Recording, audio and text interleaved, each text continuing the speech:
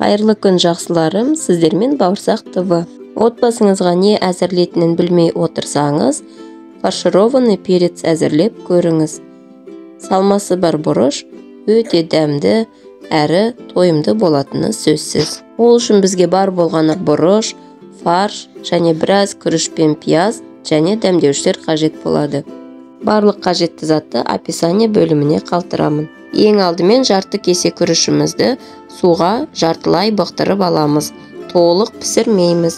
Арнамызға тіркеліп, қоңырауды басып қойыңыз. Бұрыштарымызды түгелдей жуып аламыз. Сосын бүлдіріп алмай, төбесіндегі дәнін ғана алып аламыз. Осылай қолмен алсаңыздар болады, немесе пышақпен ақырындап бір келке етіп алсаңыз болады. Және ішіндегі дәндерін ақырындап бұрышымызды бүлдіріп алмай алатын боламыз. Неғұрлым ирек емес, дүзу, үлкен емес, тым кішкентай емес, орташа көлемдегі бұрыштарды алуға тырысыңыз. Күрішімізді жартылай бұқтырып, суын төгіп, салқындатып қоямыз. Гарнирына кез келген затты пісірсеңіз болады.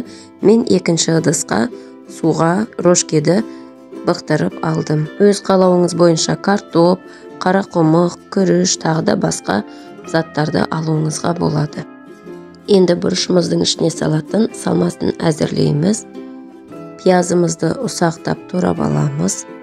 Тартылған етіміздің үстіне пиязымызды, жартылай бұқтырылған күрішімізді, тұз және қара бұрышымызды, паприкамызды дәміне қарай салатын боламыз. Дәмдеуштерді қосу өз еркіңізде, тек қана тұзды қоссаңыз да болады. Арнамызға тіркеліп, қоңырауды басып қойыңыз, лайк басып, комментарий қалдыруды ұмытпаңыз. Дайындалған салмамызды дұрыстап отырып, қолмен мұжып, барлығын бірге араластырып аламыз. Егер етіңіз нығыз болса, кішкене су қосып жіберсеңіз болады. Таза саусағыңызды етке матырып, дәмін көрсеңіз болады.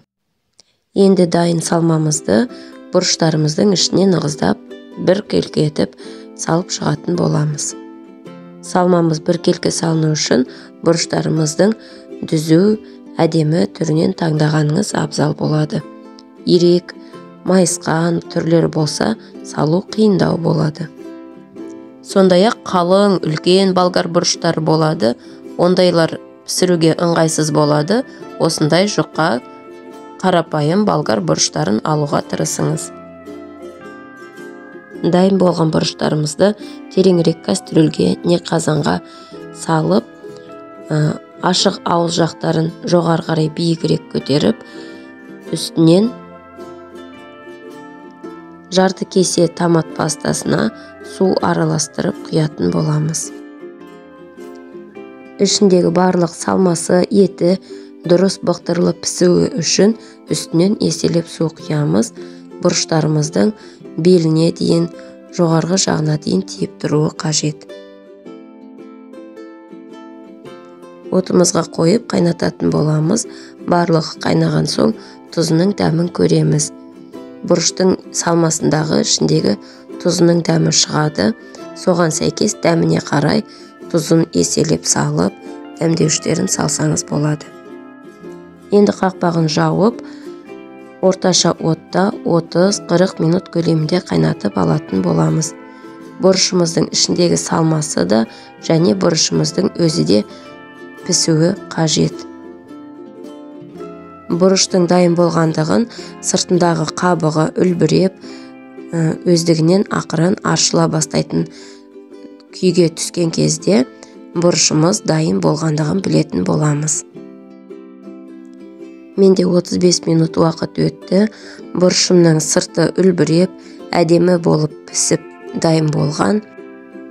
Жанына кез келген гарнирмен ұсынсаңыз болады. Бұндай тағам өте тойымды әрі ерекше болатыны сөзсіз. Сіздер де әзірлеп көріңіздер. Ас болсын.